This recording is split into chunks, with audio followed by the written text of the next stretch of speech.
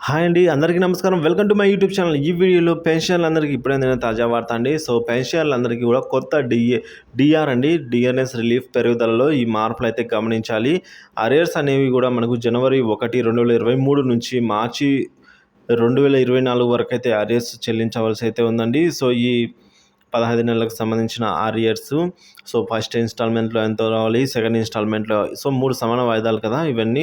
ఆ పూర్తి వివరాలైతే ఈ వీడియోలో తెలుసుకుందాం. వీడియో అయితే ఎక్కడికైనా స్కిప్ చేయకుండా ఎండ్ వరకు చూడడం ద్వారా ఇన్ఫర్మేషన్ అనేది పూర్తిగా అర్థమవుతుందండి. అలాగే వీడియో నచ్చినట్లయితే ఒక లైక్ చేయండి. ఇంకా సబ్స్క్రైబ్ చేసుకున్నట్లయితే మన ఛానల్‌ని సబ్స్క్రైబ్ చేసుకోవడం ద్వారా నేను చేసే ప్రతి ఒక్క వీడియో మీ వరకైతే రీచ్ అవుతుంది. ఇక ఆలస్యం చేయకుండా మనం వివరాలకైతే వెళ్ళిపోదాం. ముందుగా మనం గనక గమనించినట్లయితే ఏపీ పెన్షనర్లకు ఒక ముఖ్యమైన అప్డేట్ గమనికండి. త్వరలో జనరేట్ అయ్యే ఏప్రిల్ నెల పేమెంట్‌లో అంటే పే స్లిప్స్‌లో పెరిగిన డీఏ అనేది కలిసిందో లేదో మీరైతే ఒకసారి చెక్ చేసుకొని మీ ట్రెజరీ ఒకవేళ అంటే పెరగకపోతే అంటే డీఆర్ అనేది 30.03 లేకపోతే మీరు మీ ట్రెజరీ వారికి రాతపూర్వకంగా అయితే తెలియజేయాల్సిన అవసరం అయితే ఉంటుందండి. బేసిక్ పెన్షన్ అన్న చోట అడిషనల్ క్వాంటమ్ ఆఫ్ పెన్షన్ కూడా కలిపి అయితే వేయవలసి అయితే ఉంటుంది. సో, మీ వయస్సు గనక 75 ఉన్నట్లయితే సో, మనకు తెలిసిందండి అడిషనల్ క్వాంటమ్ ఆఫ్ పెన్షన్ అంటే ఏంటి అనేది. సో, ఒకసారి గ్రిఫ్‌గా మనం చూసుకున్నట్లయితే అడిషనల్ క్వాంటమ్ ఆఫ్ పెన్షన్ అంటే 70 సంవత్సరాల నుంచి అయితే 10%. సో, 75 సంవత్సరాల నుంచి ఈ విధంగా మనకు పెన్షన్‌ని అయితే పెంచడం జరుగుతుందండి. పర్సెంటేజ్ వైస్ అయితే పెంచడం జరుగుతుంది. సో, 100 లేదా అంతకంటే ఎక్కువ సంవత్సరాల వారికి 50% అంటే తీసుకున్న పెన్షన్‌లో అడిషనల్‌గా మరొక సగం అయితే కలిపి ఇవ్వడం జరుగుతుంది. సో, ఈ విధంగా మనకు తెలిసిందే అండి అడిషనల్ ఏక్యూపీ అనేది. సో, ఈ బేసిక్ పెన్షన్‌లోనే ఏక్యూపీ కూడా మీకు కలిసే వస్తుందా? అంటే ఏక్యూపీ ఆహ్, ఆహ్, ఏ అంటే అడిషనల్ క్వాంటమ్ ఆఫ్ పెన్షన్‌తో కూడా కలిపి అయితే వస్తుందా లేదా అనేది చెక్ చేసుకోవాలి. తర్వాత డీఆర్ అనేది 30.03%తో ఇస్తున్నారా లేదా అనేది చూసుకోవాలి. అప్పుడే మీకు డీఆర్ క్యాలిక్యులేషన్ అయితే కరెక్ట్‌గా వస్తుందండి. సో, ఈ విధంగా అయితే పెరిగిన ఈ డీఆర్‌తో మీరైతే కొద్దిగా ఇవన్నీ గమనించుకోవాల్సి అయితే అంటే పే స్లిప్స్‌లో మీరు ఇవన్నీ కూడా క్లియర్‌గా చెక్ చేసుకోవాల్సిన అవసరం అయితే ఉందండి. ఇక కొత్త డీఆర్‌తో పెన్షనర్ల జనవరి నెల పెన్షన్ బిల్లులు ఎస్టీఓ లాగిన్‌లో అయితే ఓపెన్ అయింది. సో, కొత్త డీఆర్ అనేది 30.03గా ఉన్నట్లయితే తెలిసిందే. సో, ఏప్రిల్ నెల పెన్షన్‌లో పెరుగుదల అయితే 3.64% అయితే ఈ ఏప్రిల్ నెల నుంచి పెరుగుదల అవ్వడం అయితే మనకు తెలుసండి.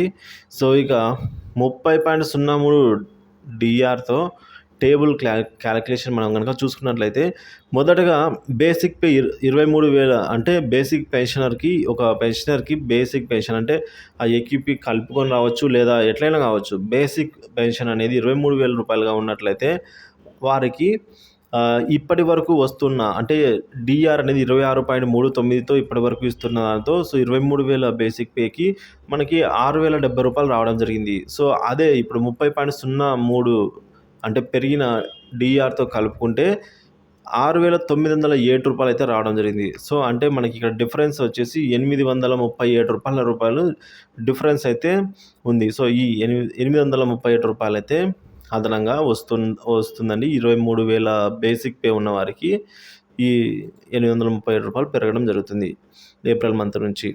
సో, అరియర్స్ విషయానికే వచ్చినట్లయితే ఈ బేసిక్ పే అంటే 23,000 బేసిక్ పే ఉన్నవారికి జనవరి 2023 నుంచి మార్చి 2024 వరకు మొత్తం మనం చూసుకున్నట్లయితే 15 నెలలుగా అయితే ఉన్నాయి. సో, ఈ 15 నెలలకు గాను ప్రతి నెల మనము ఈ రూ. 837 ఏదైతే డిఫరెన్స్ పెరిగిన డీఏ ఉందో 3.64% సో, దాన్ని మనం 15 రెట్లు చేసినట్లయితే రూ. 12,555 రావడం జరుగుతుంది. సో, దీన్ని 3 సమాన వాయిదాల్లో చెల్లిస్తామని చెప్పారు. మొదటిది ఆగస్టు, రెండవది వచ్చేసి ఆగస్టులో, తర్వాత నవంబరు, తర్వాత ఫిబ్రవరి 2025. సో, ఈ 3 సమాన వాయిదాల్లో 23,000 బేసిక్ పే ఉన్న వారికి రూ. 4,185 ఆ విధంగా 3 సార్లు అయితే చెల్లింపులు జరుగుతాయి. ఒకటిది ఆగస్టులో, నవంబర్‌లో, ఫిబ్రవరిలో అయితే జరుగుతాయి. సో, ఈ విధంగా అయితే ఉందండి. సో, ఇక మీరు బేసిక్ పే ఎంత పెంచుకుంటే అంత అండి. సో, ఈ డీఆర్‌ను ఎలా క్యాలిక్యులేట్ చేసుకోవాలి ఇదంతా ప్రాసెసా ఎట్లా చేసుకోవాలి అంటే ఎటువంటి ఇబ్బంది అవసరం లేదండి. డీఆర్ అనేది చిటికెలో అంటే మీరు ఎటువంటి క్యాలిక్యులేషన్ అవసరం లేకుండా మీరే ఇప్పుడే మీరు తెలుసుకోవచ్చండి. ఎట్లా అంటే ఒక చిన్న ట్రిక్ ఉందండి. సో, పెరిగిన డిఆర్ ఎంత అండి? 3 ప్రతి 100 రూ. 100కి సంబంధించి ప్రతి 100కి 3.64% అంటే రూ. 3.64 ప్రతి 100కు కలుస్తుంది. సో, ప్రతి 1000కి రూ. 36.40 అనుకోవచ్చు కలుస్తుంది. సో, అదేవిధంగా ప్రతి రూ. 10,000 పెన్షన్‌కి, బేసిక్ పెన్షన్‌కి రూ. 364 చొప్పున మనం యాడ్ చేసుకోవచ్చు. So, correct exact figure number చెప్పలేం గానీ, సో, అందాజుగా మనకి ఇంత పెరుగుతుందనైతే మనకొక ఐడియా వచ్చేస్తుంది. ఈ చిన్న క్యాలిక్యులేషన్ అండి. 1000కి 30 ప్రతి 1000కి రూ.